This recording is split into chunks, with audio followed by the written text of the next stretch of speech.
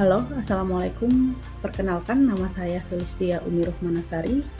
Saya sebagai dosen statistika pendidikan di Fakultas Ilmu Tarbiyah dan Keguruan, tepatnya di Prodi Tadris Matematika, UIN Maulana Malik Ibrahim Malang. Pada video kali ini, saya akan menjelaskan materi tentang populasi, sampel, dan teknik sampling dalam penelitian, di mana ini merupakan pertemuan ke-6 pada mata kuliah Statistika Pendidikan. Adapun pada materi ini, dengan capaian mata kuliah memberikan layanan penelitian kepada peneliti sesuai dengan karakteristiknya dan menguasai teori penelitian. Dan sub CPMK-nya juga beberapa diantaranya adalah yang pertama, mahasiswa mampu memahami dan mendeskripsikan tentang konsep populasi dan sampel. Mahasiswa mampu mengidentifikasi berbagai macam teknik yang digunakan dalam pengambilan sampel. Kemudian yang terakhir adalah mahasiswa mampu menganalisis dan mensintesiskan dalam penentuan ukuran sampel yang proporsional terhadap populasi yang digunakan. Nah, teman-teman, sebelum kita berbicara lebih lanjut tentang bagaimana teknik sampling dalam penelitian, ada baiknya di sini kita mereview kembali ingatan kita tentang apa itu populasi dan sampel. Di slide ini, saya mendeskripsikan populasi dan sampel dalam sebuah gambaran. Nah, jika dilihat dari gambar itu, kita bisa mengetahui bahwa populasi itu adalah keseluruhan objek yang akan kita teliti. Sementara sampel adalah bagian dari populasi itu. Sementara, tahukah teman-teman semua bahwa hampir dari seluruh penelitian kuantitatif dilakukan dengan menggunakan sampel, bukan kepada seluruh populasi, namun hasil penelitian yang didapatkan terhadap sampel tersebut dapat diberlakukan untuk seluruh populasi yang diteliti.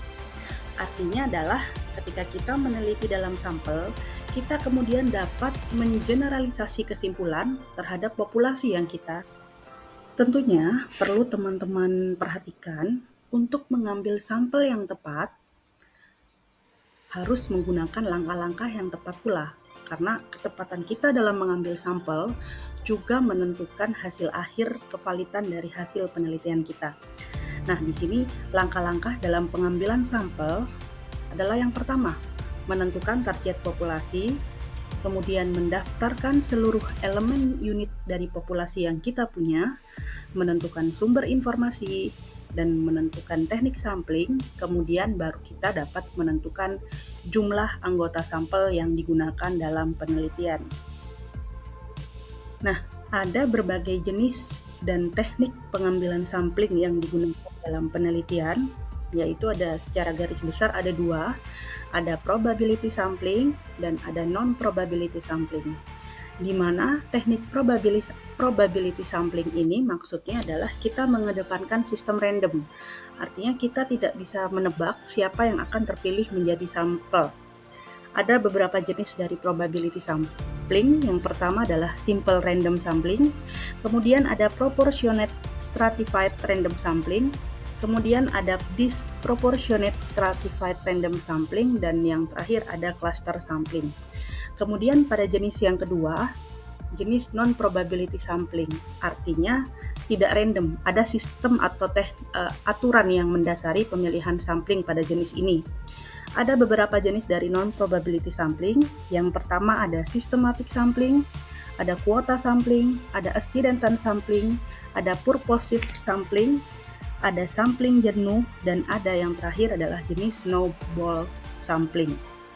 Nah, teman-teman, kita coba pahami masing-masing dari jenis teknik pengambilan sampling yang tadi. Kita mulai dari probability sampling. Jenis probability sampling yang pertama yaitu adalah simple random sampling, di mana ini adalah jenis teknik probability sampling yang paling sederhana karena secara gambaran dia hanya mengambil acak dari populasi yang ada dengan teknik seperti kopioan ataupun dengan software. Jadi hanya sebatas merandom nama-nama yang ada di populasi, diambil sejumlah sampel yang ada dengan metode-metode yang bisa memastikan bahwa tekniknya secara random, seperti kopioan ataupun menggunakan software yang ada. Kemudian jenis probability sampling yang kedua adalah stratified random sampling. Ini adalah teknik yang digunakan ketika populasi kita bentuknya adalah strata, tingkatan. Jadi kalau menggunakan teknik stratified ini, kita bentuk tingkatan-tingkatan pada populasi yang kita punya, kemudian masing-masing dari strata itu, masing-masing dari tingkatan itu, kita ambil masing-masing sampelnya. Sehingga pada sampel, semua strata terpilih menjadi sampel. Kemudian, jenis probability sampling selanjutnya yaitu cluster sampling. Pada teknik cluster sampling ini, kita membagi populasi ke dalam kelompok-kelompok. Kemudian nantinya kita memilih sampel berdasarkan kelompok-kelompok tersebut. Jadi misalkan penelitian di Kota Malang. Kemudian kita membagi Kota Malang ke dalam bentuk kelurahan-kelurahan. Nah, kita mengambil sampel berdasarkan kelurahan-kelurahan yang terpilih nantinya menjadi sampel kita. Jadi kita membentuk kelompok dari populasi yang ada, kemudian nanti perwakilan dari kelompok-kelompok itu yang akan terpilih menjadi sampel penelitian kita. Nah, bagi teman-teman yang masih bingung, yang masih kurang paham, masih sulit membedakan antara teknik stratified sampling dengan teknik cluster sampling, bisa melihat ilustrasi yang saya sajikan pada slide ini. Nah, di sini untuk stratified sampling, di masing-masing strata itu harus mempunyai unsur yang homogen. Gitu ya. Jadi misalkan strata 1 hitam semua, kemudian biru semua, strata 3 ungu semua, kemudian selanjutnya seperti itu. Tapi pada cluster sampling, setiap klasternya harus mempunyai unsur yang heterogen. Jadi setiap klaster 1 harus mewakili ada yang merah, biru, ungu, pink, dan seterusnya. Begitu juga dengan klaster yang kedua. Inti yang bisa saya sampaikan, kalau pada stratified sampling, antar stratanya itu heterogen, tetapi intra di dalam stratanya itu harus homogen. Tapi pada cluster sampling, intra klasternya, di dalam klasternya itu harus heterogen, tetapi antar klasternya itu sifatnya homogen. Jadi antara klaster 1 dengan klaster 5 itu mempunyai unsur yang sama. Seperti itu.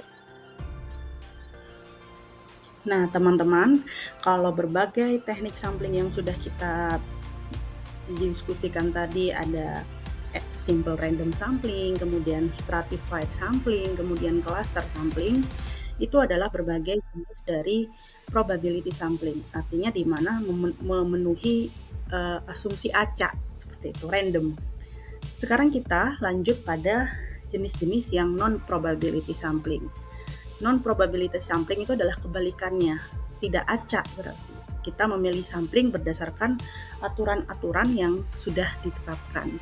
Misalkan, jenis yang pertama adalah systematic sampling. Jelas secara nama sistematik, berarti kita memilih samplingnya secara sistematik.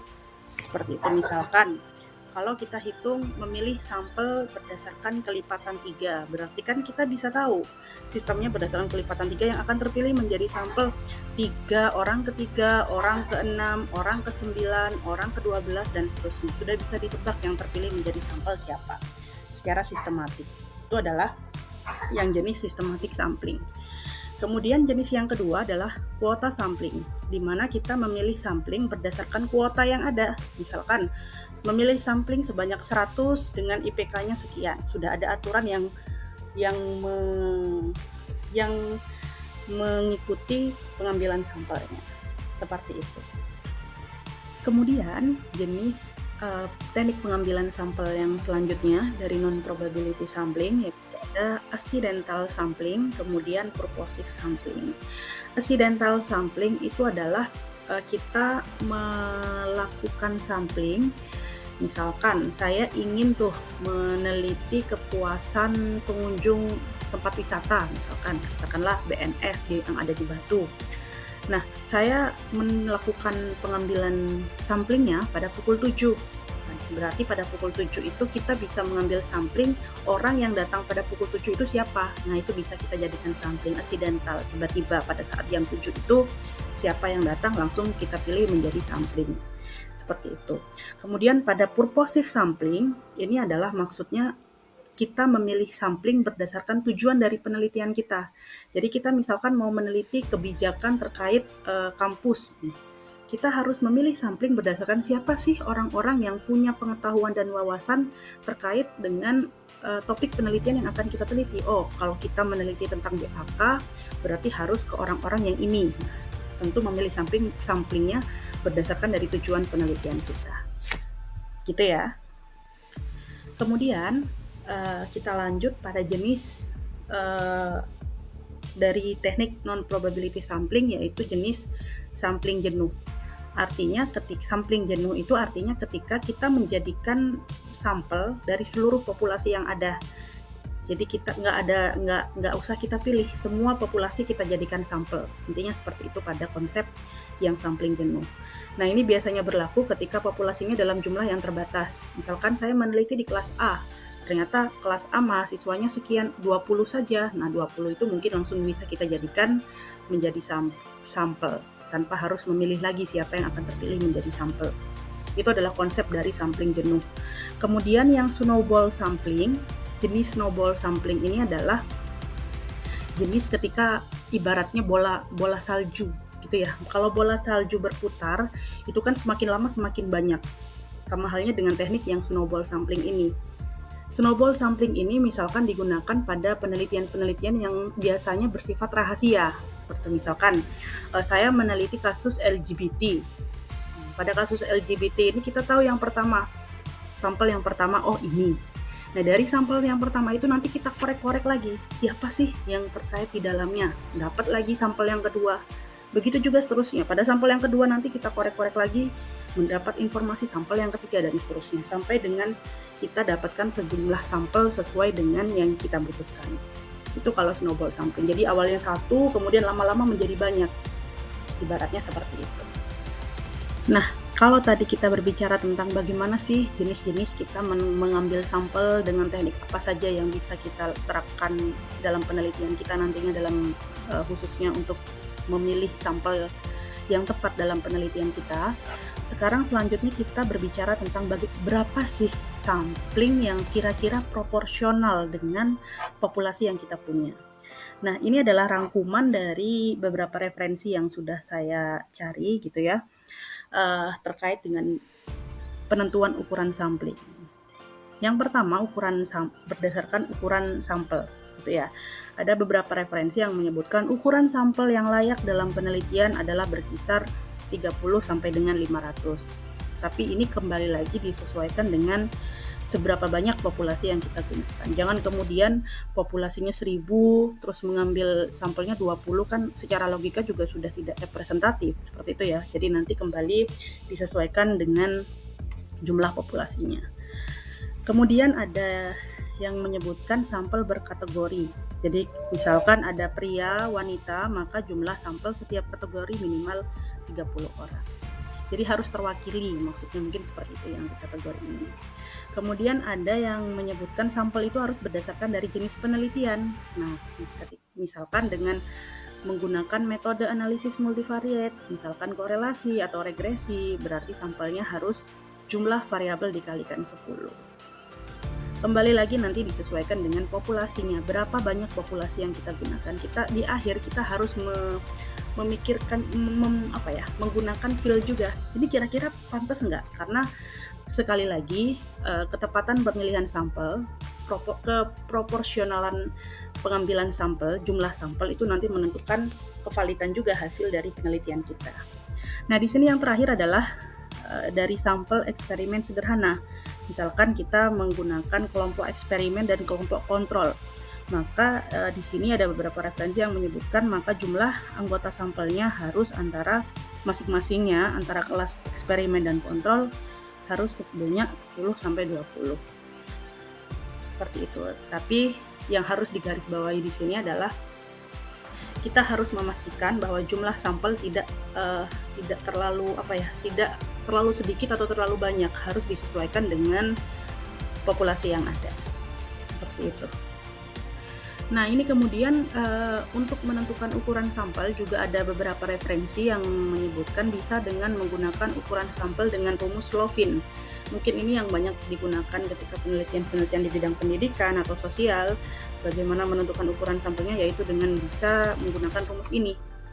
Bahwa banyaknya sampel itu dinotasikan dengan N kecil, yaitu N sama dengan N besar, jumlah dari populasinya dibagi dengan 1 plus jumlah populasi dikalikan dengan E-nya, E kuadrat. E itu adalah error yang kita tetapkan dalam penelitian kita. Kemudian ada juga referensi lain untuk menentukan ukuran sampel, yaitu menurut Stefan Isaac. Nah, ini ada beberapa rumus. S itu adalah sampel, kemudian lambda kuadrat dikalikan N PQ dibagi dengan D kuadrat dikalikan N-1 plus lambda kuadrat dikalikan P dikalikan Q.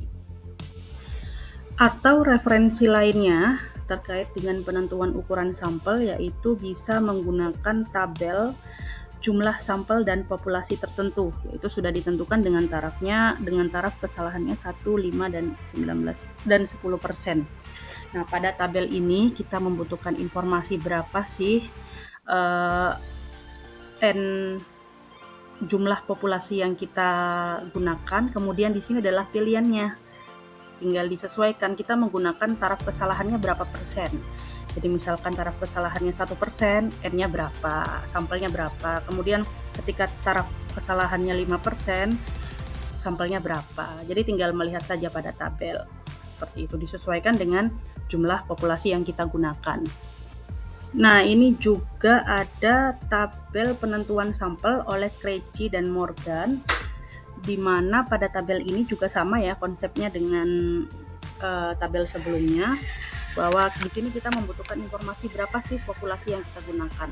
Baru nanti di kolom sebelahnya itu adalah sampel berapa yang proporsional dengan jumlah populasi yang kita gunakan. Tinggal dilihat pada tabel. Misalkan di sini populasi jumlahnya 10, sampelnya sekian. Seperti itu. Kemudian referensi selanjutnya terkait penentuan sampel itu bisa berdasarkan persentase, yaitu menurut Young pada tahun 1999. Misalkan besarnya populasi yang kita gunakan antara 0 sampai 100, sehingga besar sampelnya 100%.